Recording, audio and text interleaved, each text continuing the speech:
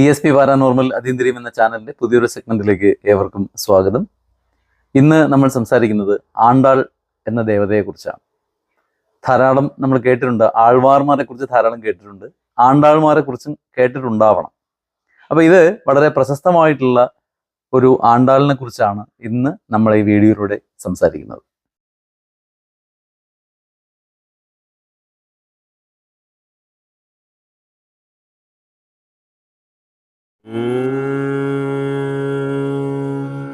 നമഃ ശിവായ.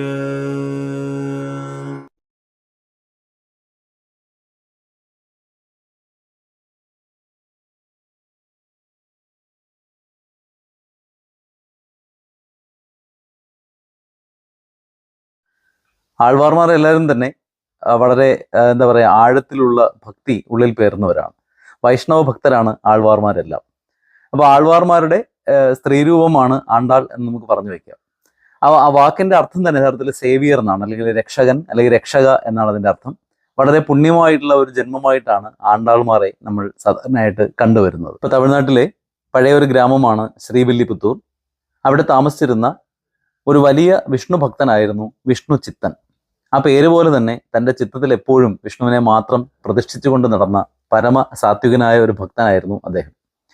അപ്പൊ അദ്ദേഹം എപ്പോഴും ഈശ്വര നാമത്തിൽ മാത്രം ലയിച്ച് ഈശ്വരന് വേണ്ടി മാത്രം തൻ്റെ ജീവൻ സമർപ്പിച്ച് ജീവിച്ചിരുന്ന ഒരു വ്യക്തിയായിരുന്നു. അപ്പൊ തുളസി മഹാത്മ്യത്തെക്കുറിച്ച് അദ്ദേഹത്തിന് ധാരാളം അറിയാമായിരുന്നു. തുളസി എന്ന് പറയുന്നത് നമുക്കറിയാം, ഒരു ഏറ്റവും എന്താ പറയുക, ശ്രേഷ്ഠമായ ദേവതകളിൽ ഒന്നായിട്ടാണ് തുളസിയെ നമ്മൾ ആരാധിക്കുന്നത്. തുളസി എന്ന് പറയുന്ന ചെടിക്ക് ധാരാളം പ്രത്യേകതകളുണ്ട്. അതിന് ഒരുപാട് തരത്തിലുള്ള ഔഷധ ഗുണങ്ങളുണ്ട് എന്ന് ആധുനിക ശാസ്ത്രവും വിലയിരുത്തുന്നുണ്ട്. അപ്പോൾ ഈ തുളസിയുടെ മഹാത്മ്യം അറിഞ്ഞുകൊണ്ട് വിഷ്ണു പൂജയ്ക്ക് ഏറ്റവും ശ്രേഷ്ഠമായ പുഷ്പമായിട്ടാണ് തുളസിയെ നമ്മൾ കാണുന്നത്. തുളസിയുടെ ഇലകളാണ് സാധാരണയായിട്ട് നമ്മൾ അർച്ചിക്കുന്നത്.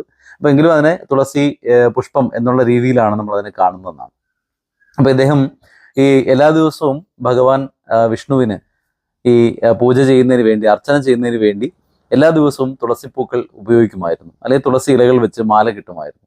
അപ്പോൾ അതിനുവേണ്ടി അദ്ദേഹം വലിയൊരു പൂന്തോട്ടം തന്നെ ഉണ്ടാക്കിയെന്നാണ്. വളരെ സമൃദ്ധമായ ഒരു തുളസി തോട്ടം ഉണ്ടാക്കിയിരുന്നു. അപ്പോൾ ഇന്നും പല വീടുകളിലും നമുക്ക് കാണാൻ പറ്റും തുളസികൾ നട്ടു വളർത്തുന്നത്. പല വെറൈറ്റിയിലുള്ള തുളസികളുണ്ട്. രാമതുളസിയുണ്ട്, കൃഷ്ണ തുളസിയുണ്ട്, ശിവതുളസിയുണ്ട്. ഇങ്ങനെ ധാരാളം തുളസികൾ തന്നെ നമുക്ക് കാണാനായിട്ട് സാധിക്കും. അപ്പോൾ ഈ വലിയ സമൃദ്ധമായിട്ടുള്ള ആ തുളസിത്തോട്ടം അത് അദ്ദേഹത്തിന് വല്ലാത്തൊരു പോസിറ്റീവ് എനർജി കൂടി നൽകിയിരുന്നു എന്നാണ്. കാരണം ഇങ്ങനെയുള്ള ചെടികൾ നമുക്കറിയാം, ക്ഷേത്രത്തിന്റെ ചുറ്റാകെ വളരുന്ന ചില പ്രത്യേകമായ ചെടികളുണ്ട്. പലതിൻ്റെയും പേരൊന്നും നമുക്കറിയില്ല, അതിൻ്റെ ഗുണം അറിയില്ല.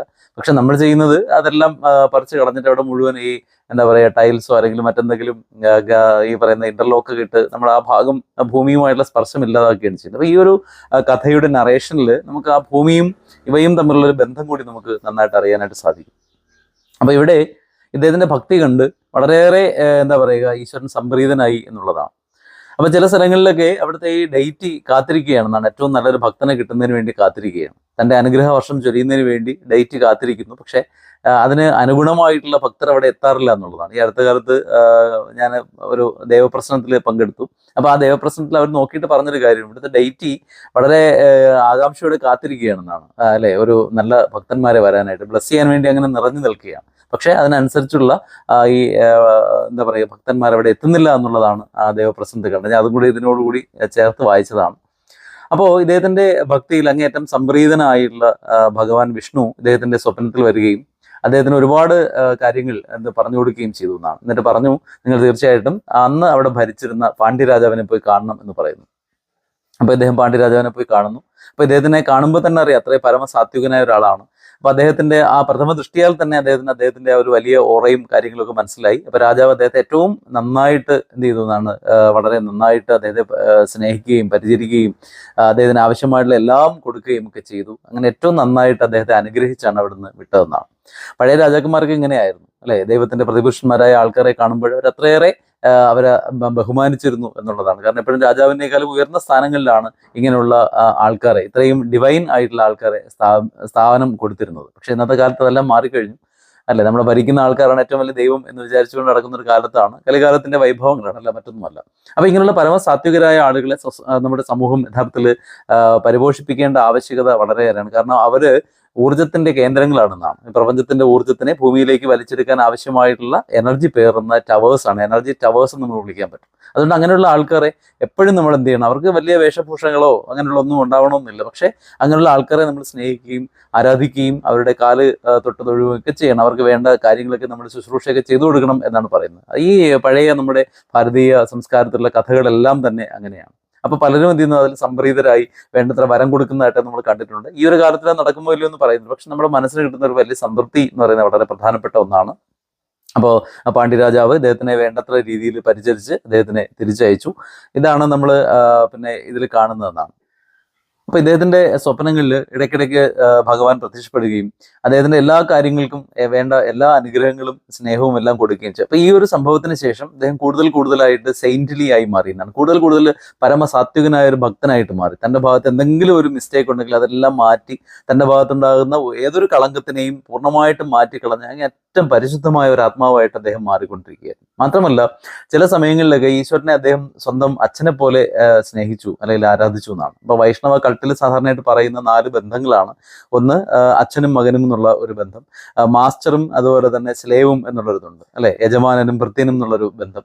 പിന്നെ അടുത്ത വരുന്ന വെച്ച് കഴിഞ്ഞാൽ ഈ പറയുന്ന സഖഭാവമാണ്, അല്ലെങ്കിൽ സഖാക്കന്മാരായിട്ട് അല്ലെങ്കിൽ ഏറ്റവും അടുത്ത സുഹൃത്തുക്കളായിട്ട് നിൽക്കുന്ന, അതാണ് സഖാവ് എന്നുള്ള വാക്കിന്റെ ശരിയായിട്ടുള്ള അർത്ഥം അല്ലെ. അങ്ങോട്ട് ഏറ്റവും സ്നേഹിച്ച് നിൽക്കുന്ന, പരസ്പരം എല്ലാം നമ്മുടെ ബഡി എന്നൊക്കെ പറയുന്ന പോലെ പരസ്പരം എല്ലാം ഷെയർ ചെയ്യാൻ വേണ്ടി നിൽക്കുന്ന ഒരാളാണ് സഖ എന്നുള്ള വാക്കുകൊണ്ട് ഉദ്ദേശിക്കുന്നതാണ്. പിന്നെ നായകഭാവം, ഒരേ ഒരു നായകൻ മാത്രമേ ഉള്ളത് മഹാവിഷ്ണുവാണെന്നും ബാക്കിയുള്ളവരെല്ലാവരും തന്നെ ആ മഹാവിഷ്ണു എന്ന് പറയുന്ന മഹാസാഗരത്തിലേക്ക് ഒഴുകുന്ന നദികളാണെന്നും ഉള്ള സങ്കല്പമാണ് ഈ പറയുന്ന നായക സങ്കല്പം എന്ന് പറയുന്നത്. അപ്പോൾ ഇതിൽ ഇദ്ദേഹം തൻ്റെ പിതാവായിട്ടാണ് മഹാവിഷ്ണുവിനെ കണ്ടത്. മാത്രമല്ല അദ്ദേഹം ഭഗവാനെ അനുഗ്രഹിക്കുമായിരുന്നു എന്നാണ്. അപ്പോൾ നമുക്ക് പലപ്പോഴും തോന്നും അതെന്തിനാണ് അങ്ങനെ, അത് സാധ്യമാണ്. അപ്പോൾ റേക്കി പഠിച്ചുള്ളവർക്ക് അറിയാം, നമ്മൾ തന്നെ ഇടയ്ക്ക് നമ്മുടെ ഊർജ്ജം ഈ പ്രപഞ്ചത്തിലേക്ക് അയക്കുന്നു, ഭൂമിയിലേക്ക് അയക്കുന്നു, ഈ പ്രപഞ്ചത്തിലുള്ള എല്ലാ ഡേറ്റുകൾക്കും അയക്കുന്നു. അങ്ങനെ നമുക്ക് ചെയ്യാൻ പറ്റുന്നതാണ്. കാരണം നമ്മളൊരു ഇതിന്റെ സ്വീകരിക്കുന്ന ഒരാളായിട്ട് ഇരുന്നു കൊണ്ട് നമുക്ക് ഈ ഊർജ്ജത്തിനെ നമുക്ക് പല ഭാഗങ്ങളിലേക്ക് പായിക്കാൻ പറ്റും. അത് വളരെ ഗംഭീരമായിട്ടുള്ളൊരു പ്രോസസ്സാണ്. അപ്പൊ ഇവിടെ ഇദ്ദേഹം എന്ത് ചെയ്യുന്നു, ഭഗവാനെ ബ്ലസ് ചെയ്യുന്നുണ്ടായിരുന്നു എന്നാണ് അല്ലെ. അതുകൊണ്ട് തന്നെ അദ്ദേഹത്തിന് പെരിയാൾവാർ എന്ന് പറഞ്ഞൊരു പേര് അദ്ദേഹത്തിന് ലഭിച്ചു എന്നാണ്. കാരണം ഏറ്റവും ശ്രേഷ്ഠനായ ആൾവാർ എന്നുള്ള പേരിലാണ് പെരിയാൾവാർ എന്നുള്ള പേര് കിട്ടുന്നത്. അപ്പൊ ഇങ്ങനെയൊക്കെ കാര്യങ്ങൾ നടന്നു പോകുമ്പോഴാണ് പെട്ടെന്ന് അദ്ദേഹത്തിന്റെ ജീവിതത്തിൽ വളരെ എന്താ പറയുക, ഒരു സംഭവ ബഹുലമായ ഒരു കാര്യം സംഭവിക്കുന്നത്. ഒരു ദിവസം അദ്ദേഹം ഇങ്ങനെ പൂവെറുക്കാൻ വേണ്ടി തന്റെ തുളസി തോട്ടത്തിലേക്ക് ചെല്ലുമ്പോൾ അവിടെ ആ തുളസി ചെടികൾ ഉള്ള ആ ഭൂമിയുടെ തട്ടില് ഒരു നവജാത ശിശു അവിടെ കിടക്കുന്നത് അദ്ദേഹം കണ്ടു. അല്ലെ, വളരെ സുന്ദരിയായിട്ടുള്ള ഒരു പെൺകുഞ്ഞായിരുന്നു അത്. അപ്പോൾ വളരെ ഓമനത്വത്തോടുകൂടി അദ്ദേഹം ആ കുഞ്ഞിനെ സ്വീകരിക്കുന്നു. ആ കുഞ്ഞിനെ ഗോദ എന്നുള്ള പേരാണ് കിട്ടിയത് അല്ലെ. ആ ഗോദ എന്നുള്ള പേര് കിട്ടി ആ കുട്ടിയെ വളർത്തി. അപ്പോൾ അത് ഏറ്റവും എല്ലാ കലകളിലും ഏറ്റവും മികച്ച ഒരാളായിട്ട്, ഏറ്റവും പരമസാത്വികയായ ഒരു കുട്ടിയായിട്ട്, ഏറ്റവും നല്ല എന്താ പറയുക, ഈശ്വരനെ പ്രതിനിധാനം ചെയ്യുന്ന ഒരു എനർജി ഉള്ള ഒരാളായിട്ട്, കൊച്ചുകുട്ടികൾ എപ്പോഴും അങ്ങനെയാണ്, അവർക്ക് എപ്പോഴും ഡിവൈനിറ്റി വളരെ കൂടുതലായിരിക്കും. അങ്ങനെയുള്ള ആളായിട്ട് ഗോദ വളർത്തും. മാത്രമല്ല ആ സാഹചര്യം അങ്ങനെയാണ്, അത്രയേറെ പോസിറ്റിവിറ്റി ഉള്ളൊരു വീട്ടിലാണ് ആ കുട്ടി വളർന്നത്. അപ്പോൾ വളർന്നു വരുന്തോറും അവളുടെ ഉള്ളിലുള്ള വിഷ്ണു ഭക്തി എന്ന് പറയുന്നത് വളരെയേറെ ദൃഢമായി മാറിയെന്നാണ് അല്ലെ. അവൾക്ക് ഊണിലും ഉറക്കത്തിലും എപ്പോഴും എന്ത് ചെയ്യുന്നു, വിഷ്ണു ഭഗവാനെ കുറിച്ച് മാത്രമാണ് ചിന്ത. അത് മാത്രമല്ല വളരെ കൗതുകരമായ മറ്റൊരു ആഗ്രഹം കൂടി അവളുടെ മനസ്സിലുണ്ടായി, വിഷ്ണു ഭഗവാനെ വിവാഹം കഴിക്കണം എന്നുള്ളതായിരുന്നു അവളുടെ ഏറ്റവും വലിയ ആഗ്രഹം. അപ്പൊ തന്റെ വരനായിട്ട്, തന്നെ വിവാഹം കഴിക്കാൻ പോകുന്ന ആളായിട്ട് അവർ എന്ത് ചെയ്യുന്നു, വിഷ്ണു ഭഗവാനെ സങ്കല്പിച്ചുകൊണ്ട് ആ ഒരു രീതിയിലാണ് അവളുടെ എല്ലാ മുമ്പോട്ടുള്ള ഓരോ ദിനങ്ങളും കടന്നു പോയതെന്നാണ്. അപ്പൊ എല്ലാ ദിവസവും വിഷ്ണു ചിത്തൻ ഇങ്ങനെ മാല കിട്ടും, അത് ഭഗവാന് സമർപ്പിക്കും. അപ്പൊ ഇങ്ങനെയുള്ള ഒരു ദിവസം അദ്ദേഹം നോക്കിയപ്പോൾ അദ്ദേഹത്തിന് മനസ്സിലായി ഈ മാല ആരോ ഉപയോഗിച്ചിട്ടുണ്ട്. കാരണം എന്ന് വെച്ച് കഴിഞ്ഞാൽ ഒരിക്കലും ഉപയോഗിച്ചൊരു മാല ഒരിക്കലും നമ്മൾ പിന്നെ ഭഗവാന് ചാർത്താൻ പാടില്ല. അതുപോലെ തന്നെ താഴെ വീണ പൂക്കൾ കൊണ്ട് നമ്മൾ ഭഗവാന് മാല കെട്ടാൻ പാടില്ല, സമർപ്പിക്കാൻ പാടില്ല എന്നാണ് അതിൻ്റെ ഒരു ശാസ്ത്രം പറയുന്നത്. അതുപോലെ തന്നെ ഈ ചെടിയുടെ അടുത്ത് പോയിട്ട് അതിനോട് അനുവാദം വാങ്ങി അതിനോട് പറഞ്ഞ് നമ്മൾ അതിനെ പതുക്കെ തലോടിയിട്ടൊക്കെ വേണം, പൂവിനെ വളരെ മൃദുവായിട്ട് വേണം നമ്മൾ അതിൽ നിന്ന് എടുക്കാനായിട്ട്. നമ്മളതിനെ വലിച്ചു പറിച്ചെടുത്തൊന്നും നമ്മൾ കൊണ്ടുപോകാൻ പാടില്ല എന്നാണ്. അതിൻ്റെ പൂക്കളെടുത്ത് ഇങ്ങനെ എറിഞ്ഞു കൊടുക്കും പോലെയാണ് പലപ്പോഴും നമ്മൾ പുഷ്പാർച്ചന ചെയ്യുന്നത്. പക്ഷെ അങ്ങനെയല്ല, വളരെ ഇതിനെല്ലാം സമയം വേണം. ആ സമയത്തോടു കൂടിയാണ് നമ്മൾ ഒരു എന്താ പറയുക, മനസ്സുകൊണ്ട് കംപ്ലീറ്റ് ആയിട്ടുള്ളൊരു അർച്ചന ചെയ്ത് വേണം നമ്മളിത് ചെയ്യാനായിട്ട് അല്ലെ. പൂജയ്ക്ക് മലരാല മനസ്സാണ് കാമ്യം എന്നൊരു പാട്ടും കേട്ടിട്ടുണ്ട് അല്ലെ. പൂജയ്ക്ക് ഏറ്റവും പ്രധാനമായിട്ടുള്ള കാര്യം എന്ന് വെച്ചാൽ നമ്മുടെ മനസ്സാണ്. മനസ്സെന്ന് പറയുന്ന മാനസ പുഷ്പങ്ങൾ വെച്ചാണ് നമ്മൾ അർച്ചിക്കേണ്ടതാണ്. അപ്പൊ ഇവിടെ ഈ പൂക്കൾ ഇങ്ങനെ ഉപയോഗിച്ചിരിക്കുന്നതായിട്ട് കണ്ടപ്പോൾ അദ്ദേഹത്തിന് അത്ഭുതം തോന്നി. അപ്പോൾ ഉടൻ തന്നെ അദ്ദേഹം ഗോദയോട് ഈ വിവരം പറയുമ്പോൾ ഗോദ പറഞ്ഞു, ഈ പൂക്കളെല്ലാം ഞാൻ അല്ലെങ്കിൽ ഈ മാലകൾ ഞാൻ ധരിച്ചതാണ്, ഞാൻ ധരിച്ച മാലകളാണ് അങ്ങ് കൊണ്ടുപോയിക്കൊണ്ടിരുന്നത്. അപ്പൊ അദ്ദേഹത്തിന് ഭയങ്കരമായിട്ട് മനസ്താപം ഉണ്ടായി.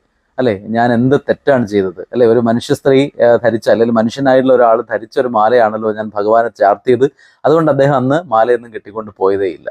അന്ന് രാത്രി വളരെ വിഷണ്ണനായിട്ട് കിടന്നുറങ്ങി അദ്ദേഹത്തിന്റെ സ്വപ്നത്തിലേക്ക് ഭഗവാൻ വരികയും എന്നിട്ട് ചോദിച്ചു, എന്താണ് ഇന്ന് നിങ്ങൾ എനിക്ക് മാല കൊണ്ടുവരാത്തത്? അദ്ദേഹം പറഞ്ഞു, കുറച്ച് ദിവസമായിട്ട് ഗോത ധരിച്ച മാലകളായിരുന്നു ഞാൻ കൊണ്ടുവന്നത്, ഞാൻ അറിഞ്ഞില്ലായിരുന്നു, പക്ഷെ ഇന്നാണ് ഞാനത് അറിഞ്ഞത്.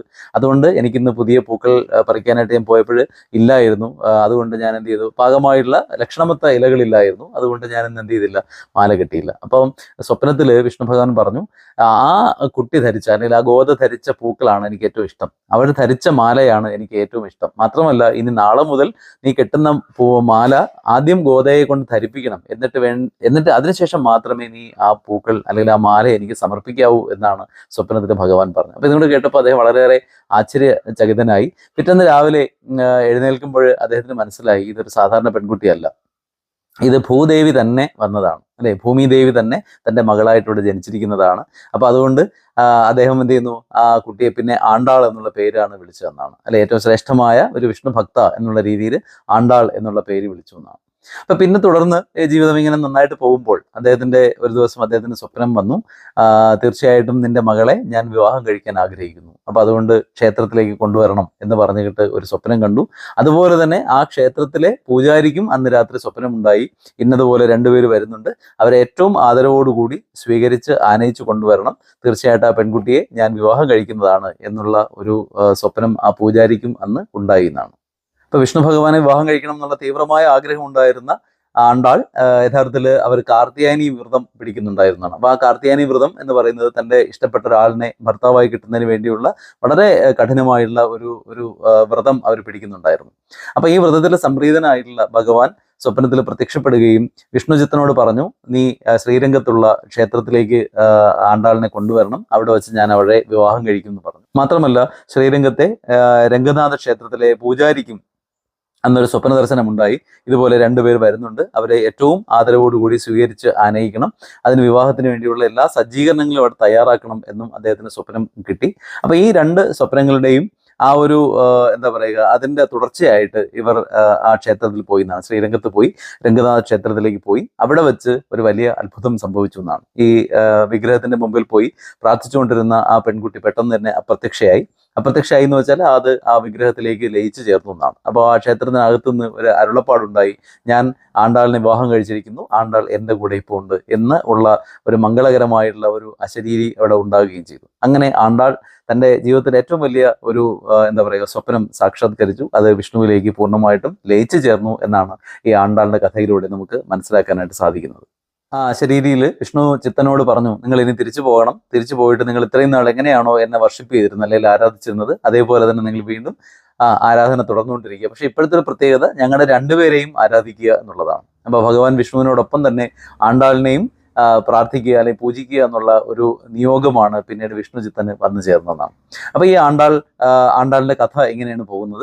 അപ്പൊ ഒരുപാട് പേർക്ക് അനുഗ്രഹ വർഷം ഏകിക്കൊണ്ട് ഇപ്പോഴും ആണ്ടാളിന്റെ കൃതികൾ നമുക്ക് കാണാനായിട്ട് സാധിക്കും. തിരുപ്പാവൈ എന്ന് പറയുന്ന ഒരു കൃതിയുണ്ട്, അതുപോലെ തന്നെ തിരുമൊഴി എന്ന് പറയുന്ന ഒരു കൃതിയുണ്ട്. ഈ രണ്ട് കൃതികളും തമിഴിലാണ്. അപ്പൊ ഇതിൽ എല്ലാം തന്നെ ഈശ്വരൻ എന്ന് പറയുന്ന അല്ലെങ്കിൽ ഈശ്വരനോടുള്ള അഗാധമായുള്ള സ്നേഹം, മനുഷ്യന്റെ യഥാർത്ഥത്തിൽ ഈ ഭൂമിയിൽ ജനിക്കുമ്പോൾ നമുക്ക് ഒരുപാട് ആഗ്രഹങ്ങളും വാസനകളൊക്കെ ഉണ്ടെങ്കിലും ഏറ്റവും ഒടുവിൽ നമ്മുടെ എല്ലാവരുടെയും പരമപ്രധാനമായ ലക്ഷ്യം എന്ന് പറയുന്നത് നമ്മൾ വന്നിരിക്കുന്ന ആ അൾട്ടിമേറ്റ് റിയാലിറ്റിയിലേക്ക് തിരിച്ചു പോവുക എന്നുള്ളതാണ്. ഇവിടെ സ്വജീവിതം കൊണ്ട് അത് സാധ്യമാക്കിയ ഒരാളായിരുന്നു ആണ്ടാൾ. അപ്പോൾ പിതാവായ അദ്ദേഹത്തിന് ലഭിച്ച ഗോദ എന്ന് പറയുന്ന ആ പെൺകുട്ടി പിന്നീട് ആണ്ടാളെന്നുള്ള രൂപത്തിൽ വളരുകയും ഏറ്റവും ശ്രേഷ്ഠമായിട്ട് വിഷ്ണുവിനെ ഭജിക്കുകയും ഒടുവിൽ വിഷ്ണുവിൻ്റെ ആ വിഗ്രഹത്തിലേക്ക് ലയിച്ചു ചേരുകയും ഒടുവിൽ വിഷ്ണുവിനോടൊപ്പം തന്നെയും പൂജിക്കണം എന്ന് അച്ഛന് നിർദ്ദേശം ലഭിക്കുകയും ചെയ്ത വളരെ രസകരമായിട്ടുള്ള ഒരു അനുഭവ കഥയാണ് ആണ്ടാളിൻ്റെത്. അപ്പം നമുക്ക് ഈ പറയുന്ന കഥകളൊക്കെ യഥാർത്ഥത്തിൽ നമ്മുടെ ജീവിതത്തിലും വളരെയേറെ വലിയ മാറ്റങ്ങൾ ഉണ്ടാക്കും എന്നുള്ളതിൽ സംശയമില്ലാത്ത കാര്യമാണ്. കാരണം ഈശ്വരനോടുള്ള ഏറ്റവും പ്രധാനമായിട്ടുള്ള പരിപാവനമായിട്ടുള്ള സ്നേഹമാണ് നമ്മുടെ എല്ലാം ജീവിതത്തിന്റെ ലക്ഷ്യം എന്ന് പറയുന്നത്. അപ്പോൾ 9 ഫോൾഡ് ഭക്തി അല്ലെങ്കിൽ ഭക്തിയുടെ 9 മാർഗങ്ങൾ എന്നുള്ളൊരു വീഡിയോ നമ്മുടെ മുമ്പ് ചെയ്തിട്ടുണ്ട്. അപ്പോൾ ആ വീഡിയോയിൽ പറയുന്നുണ്ട് 9 മാർഗങ്ങളിലൂടെ നമുക്ക് സാക്ഷാത്കാരത്തിലേക്ക് എത്താൻ പറ്റും അല്ലെങ്കിൽ മോക്ഷത്തിലേക്ക് എത്താൻ പറ്റും എന്ന് പറയുന്നതാണ് ആ വീഡിയോ. അപ്പൊ അതുപോലെ ഇവിടെ അതിൽ നമ്മൾ കണ്ടതാണ് ഏറ്റവും പരമമായുള്ള ഭക്തി കൊണ്ട്, നിഷ്കാമമായ ഭക്തി കൊണ്ട് തീർച്ചയായിട്ടും ഏറ്റവും ഉയർന്ന ഒരു അവസ്ഥയിലേക്ക് നമ്മൾ എത്തിച്ചേർന്നു. അപ്പോൾ വളരെയേറെ പോപ്പുലർ ആയിട്ടുള്ള വളരെയേറെ ജനശ്രദ്ധ ആകർഷിക്കുന്ന കൃതികളാണ് ഈ പറയുന്ന തിരുപ്പാവയും അതുപോലെ തന്നെ തിരുമൊഴി. ഇങ്ങനെയുള്ള കഥകൾ തീർച്ചയായിട്ടും നമ്മുടെ ജീവിതത്തിൽ വലിയൊരു വെളിച്ചമായി മാറാൻ സാധിക്കും. അങ്ങനെ ആകട്ടെ എന്ന് പ്രാർത്ഥിച്ചുകൊണ്ട് തൽക്കാലം ഈ ഒരു എപ്പിസോഡ് ഇവിടെ അവസാനിക്കുന്നു. Thank you so much. Stay blessed and stay tuned. Thank you.